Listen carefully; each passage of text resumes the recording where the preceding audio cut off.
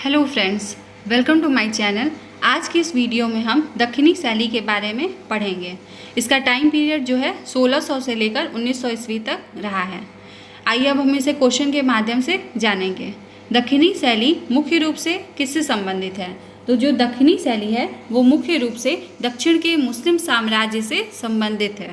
Next है, यहाँ पे आप लोग देख सकते हैं ये चित्र है चांद बीबी जो थी पोलो खेलते हुए, ये चित्र है। ठीक, और ये बहुत ही इम्पॉर्टेंट चित्र है, ये पूछता है एग्जाम में। इसका जो संग्रह है वो राष्ट्रीय संग्रहालय नई दिल्ली में रखा गया है और इस चित्र का जो टाइम है वो 1700 से लेकर 1750 ईस्वी तक माना जाता है। ठीक, नेक्स्ट है, नेक्स्ट क्वेश्चन है हमारा, बहमनी साम्राज्य किसके द्वारा व कब स्थापित किया गया था? तो बहमनी साम्राज्य जो है अलाउद्दीन हसन बहमन शाह द्वारा 1347 ईस्वी में स्थापित किया गया था। ठीक, नेक्स्ट है, दक्षिणात्य शैली के कुछ प्रमुख कलाकारों के नाम बताइए। तो कुछ प्रमुख कलाकार जो हैं मीर हासिम, रहीम, हैदर अली, इब्राहिम खान, मोहम्मद ताजाली और अली शाह, ये सब कुछ प्रमुख कलाकार दक्षिणात्य शैली के रहे हैं। नेक्स्ट है, चीनी पोर्सलीन, चीनी मिट्टी के बर्तन का बाजार कहाँ लगता था? तो जो चीनी पोर्सलीन है मतलब चीनी मिट्टी के बर्तन, वो बेटा बोली में इसका बाजार लगता था। नेक्स्ट है, दक्षिणी शैली पर किस शैली का प्रभाव लक्षित होता है? तो दक्षिणी शैली पर हमें ईरानी शैली, मुगल शैली एवं पाश्चात्य शैली का प्रभाव देखने को मिलता है। नेक्स्ट है, एक हाथी जलधारा के पास, ये जो चित्र है वो कहाँ चित्रित किया गया है? तो ये दक्षिणी शैली में इस चित्र को बनाया गया है।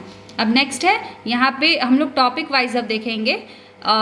जो दक्षिणी शैली है उसमें हम लोग को 4 कुछ प्रमुख नगर देखने को मिलते हैं और कला के केंद्र बहुत ही इम्पॉर्टेंट है ये, तो उसके बारे में हम लोग जानेंगे। जैसे कि यहाँ पे फर्स्ट है हमारा टॉपिक बीजापुर, उसी तरह से गोलकुंडा है, हैदराबाद है और अहमदनगर है। इन चारों के बारे में देखेंगे क्योंकि ये जो थे बहुत ही इम्पॉर्टेंट हमारे कला के केंद्र थे दक्षिणी शैली के। ठीक, तो बीजापुर जो है ये इस पे आदिल शाही राजवंश संस्थापक था बीजापुर साम्राज्य का, वो थे यूसुफ आदिल शाह। ठीक, 1489 या फिर 1490 में इसकी स्थापना होती है। ठीक, तो आइए अब हम लोग क्वेश्चन के माध्यम से इसको जानते हैं।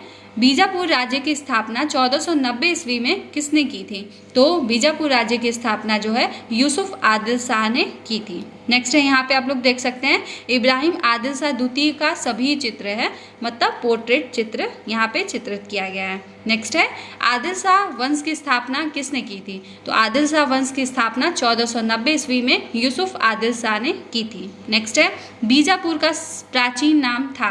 तो बीजापुर जो साम्राज्य है उसका प्राचीन नाम विजयपुर था। ठीक, नेक्स्ट है, ईरानी तथा तुर्की साहित्यकारों को अपने दरबार में किसने निमंत्रित किया था? तो ईरानी एवं तुर्की साहित्यकारों को यूसुफ आदिल शाह ने निमंत्रित किया था। नेक्स्ट है, किसके संरक्षण में चितेरों ने कुरान शरीफ, अनवर ए सुहेली व यूसुफ जुलेखा जैसे ग्रंथों को चित्रित किया था? तो ये था यूसुफ आदिल शाह के टाइम में। यूसुफ आदिल शाह का पुत्र था। यूसुफ आदिल शाह का जो पुत्र है इस्माइल आदिल शाह है, मतलब 1558 से लेकर 1580 तक इसका टाइम पीरियड देखने को मिलता है। नेक्स्ट है, इस्माइल आदिल शाह थे, तो इस्माइल आदिल शाह जो थे वो खुद भी एक चित्रकार थे। नेक्स्ट है, अली आदिल शाह प्रथम की इतिहास प्रसिद्ध बेगम थी। तो अली आदिल शाह प्रथम की इतिहास प्रसिद्ध बेगम कौन थी? वो चांद बीवी थी, या फिर कहीं कहीं इनका नाम चांद सुल्ताना देखने को मिलता है। नेक्स्ट है, चांद बीवी को शौक था। तो चांद बीवी को सितार बजाने तथा फूलों के चित्र बनाने का शौक था। चांद बीवी का मकबरा कहाँ स्थित है? तो चांद बीवी का जो मकबरा है वो अहमदनगर में स्थित है। नेक्स्ट है, 1570 में नुजुम उल उलूम, ये बहुत ही इम्पॉर्टेंट ग्रंथ है दक्षिणी शैली का, इसके बारे में हम लोग को जानना चाहिए। नुजुम उल उलूम जो है खगोल विद्या से रिलेटेड ग्रंथ है, इसको 1570 में चित्रित किया था। ये किसके टाइम में हुआ था? ये अली आदिल शाह प्रथम के टाइम में हुआ था। नुजुम उल उलूम किस संग्रहालय में सुरक्षित है? तो ये जो है डबलिन आयरलैंड के चेस्टर बेट्टी लाइब्रेरी में संग्रहित है। नेक्स्ट है, नुजुम उल उलूम में क्या है? तो नुजुम उल उलूम में पूछता है कितने चित्र बने हुए हैं, तो 876 चित्र बने हुए हैं, जिसमें से कि 140 नक्शे तथा तालिकाएं भी बनी हुई हैं। नेक्स्ट है, गोल गुंबद का निर्माण किसने करवाया था? तो गोल गुंबद का निर्माण जो है मोहम्मद आदिल शाह के टाइम में होता है।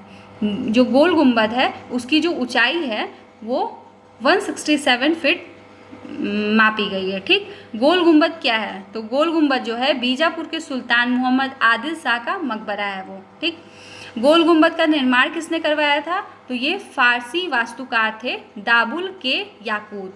1656 में इसका निर्माण करवाया जाता है। ठीक, अपनी स्थापत्य विशेषताओं के कारण दक्षिणी वास्तुकला का विजय स्तंभ माना जाता है। तो जो गोल गुंबद है उसे अपनी स्थापत्य विशेषताओं के कारण दक्षिणी वास्तुकला का विजय स्तंभ माना जाता है। नेक्स्ट है, गोल गुंबद कहाँ स्थित है? तो गोल गुंबद जो है बीजापुर कर्नाटक में स्थित है। किस चित्र को अली शाह ने हीरो से सजाया था? तो निजाम उल मुल्क आसफ शाह द्वितीय के व्यक्ति चित्र को, जो आसफ शाह द्वितीय का पोर्ट्रेट था, उसको अली शाह ने हीरो से सजाया था। नेक्स्ट है, अली आदिल शाह प्रथम के भतीजे इब्राहिम आदिल शाह द्वितीय 1580 से लेकर 1627 तक इनका टाइम पीरियड रहा है कि राज्यकाल में बने 2 चित्र सघन वन में खड़ी स्त्री व हाथियों की लड़ाई कहाँ सुरक्षित है? तो ये जो चित्र है भारत इतिहास संशोधन मंडल पूना में इसको रखा गया है। नेक्स्ट है, किस बादशाह के संगीत प्रेम के कारण रागमाला के अनेक चित्र बीजापुर में गुजरात राजपूताना के प्रभाव से बने थे? तो इब्राहिम आदिल शाह द्वितीय जो था वो बहुत संगीत का प्रेमी था, इसीलिए उसने रागमाला जो है वो चित्रित करवाई थी। और ये जो चित्र है बीजापुर में गुजरात एवं राजपूताना के प्रभाव से बना था। नेक्स्ट है, इब्राहिम आदिल शाह के समय में बीजापुर जिले के कुमातगी में बना हुआ धारागृह एक समय भित्ति चित्रों से सुसज्जित था। इसमें से सबसे प्रसिद्ध चित्र कौन सा है? तो जो चांद बीबी पोलो खेलते हुए थी वही वाला चित्र बहुत ही फेमस है, चौगान वाला उसको बोलते हैं, इब्राहिम आदिल शाह के टाइम में। ठीक, चौगान वाला चित्र सबसे प्रसिद्ध चित्र है। बीजापुर शैली का उत्कर्ष काल माना जाता है। तो बीजापुर शैली जो है इब्राहिम आदिल शाह के टाइम में उसका बहुत ही उत्कर्ष हुआ। ठीक, गोल्डन पीरियड था उस टाइम। नेक्स्ट है, जहांगीर ने एक सभी किसे भेंट में भिजवाई थी? तो इब्राहिम आदिल शाह को भेंट में भिजवाई थी। बीजापुर की कला पर किन किन शैलियों का प्रभाव था? तो फारसी ईरानी शैली का, तुर्की शैली का, अभ्रंश शैली का तथा विजयनगर की कला का बीजापुर की कला पर इन शैलियों का प्रभाव पड़ा था। ईरानी चित्रों का संग्रह करने वाले किसी एक शासक का नाम बताइए? तो इब्राहिम आदिल शाह द्वितीय ईरानी चित्रों का संग्रह करने वाले शासक थे। इब्राहिम आदिल शाह द्वितीय के प्रसिद्ध ग्रंथ का नाम बताइए? तो किताब-ए-नौरस जो है वो प्रसिद्ध ग्रंथ है किसका? इब्राहिम आदिल शाह द्वितीय का। इसी के नाम पर उन्होंने नौरसपुर नामक नगर की स्थापना भी की थी। किताब-ए-नौरस का परिचय किसने दिया था? तो किताब-ए-नौरस का परिचय कवि जुहूरी ने दिया था। ठीक, नेक्स्ट है, इब्राहिम आदिल शाह द्वितीय 1580 से लेकर 1627 ईस्वी तक किस उपाधि से विभूषित थे? तो इनको जगत गुरु तथा अबला बाबा के नाम से भी जाना जाता था। नेक्स्ट है, इब्राहिम आदिल शाह द्वितीय संगीत जगत में किस गायकी के विशेषज्ञ थे? तो ये ध्रुपद गायकी में प्रसिद्ध थे। नौरसपुर नगर की स्थापना किसने की? तो इब्राहिम आदिल शाह द्वितीय ने की और इन्होंने ही किताब-ए-नौरस ग्रंथ भी लिखा था। बीजापुर के दरबार में कौन सा मुगल चित्रकार रहता था? तो मुगल चित्रकार फारूक बेग जो है बीजापुर के दरबार में रहा करता था। नेक्स्ट है, किस मुगल चित्रकार का बीजापुर के आदिल शाही सुल्तानों से संपर्क हुआ था? तो ये हासिम था। नेक्स्ट है, बीजापुर से 150 मील दूर 1583 में कलाकृतियों की एक दुकान किसने स्थापित की थी? तो ये जेम्स स्टोरी जो थे इन्होंने कलाकृतियों की एक दुकान स्थापित की थी। दक्षिणी शैली मूलतः कहाँ केंद्रित थी? तो दक्षिणी शैली जो है बीजापुर में केंद्रित थी। नेक्स्ट है, पाश्चात्य शैली में निर्मित किसी एक चित्र का नाम बताइए? तो ये उद्यान में राजकुमारी, a prince in the garden, ये चित्र है पाश्चात्य शैली का।